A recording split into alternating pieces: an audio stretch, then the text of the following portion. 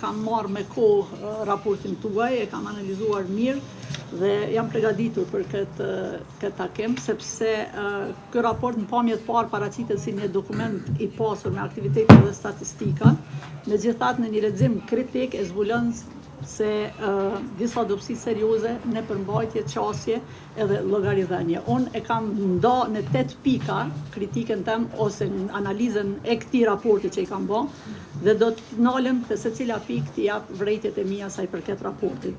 Në pikën e parë kam mungesë të vetë kritikës reale, pastaj është numra pa kontest.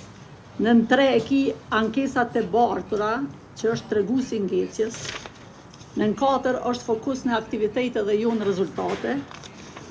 Në 5 është inspektime pa pasoja të qarta. Në 6 është digitalizimi më shumë është premtim se sa efekt. Në 7 është mungesa e pavarësisë së dukshme dhe në 8 është mungesë fokusimit të qytetarit i Republikës Kosovës. Kur jemi te mungesa e vetë kritikës, mendoj se raporti është kryesisht vetë lavdrues.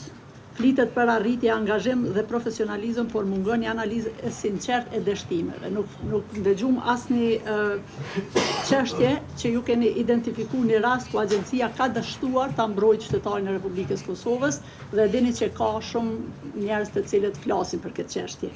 Një raport serioz duhet të tregojë jo vetëm sukseset, por edhe përgjegjësitë edhe mangësitë, do thotë. Te numrat pa kontest që pata fjalën janë paraqitur shumë statistika, domethënë 1085 ankesa, 367 inspektime të tjerë, po i përmend vetëm këto 2 shifra, nuk dihet sa prej tyre kanë prodhuar ndikim real, nuk ka analizë mbi cilësinë e vendimeve dhe nuk krahasohet performanca me vitet paraprake. Numrat pa analizë për mua janë më shumë propagandë se sa llogaridhënie institucionale. Te pika 3 që i kam përmend ankesat e bartura ose këto unë i kam potencuar dhe si treguesi i ngecës, 175 ankesa për qasjen e dokumenta publike janë bartur për vitin 2026, në numër të ankesa për mbrojtjen të dhënave gjithashtu të papërfunduara. Kjo tregon qartë vonesa në trajtim, mungesë kapacitetesh ose menaxhim jo efikas.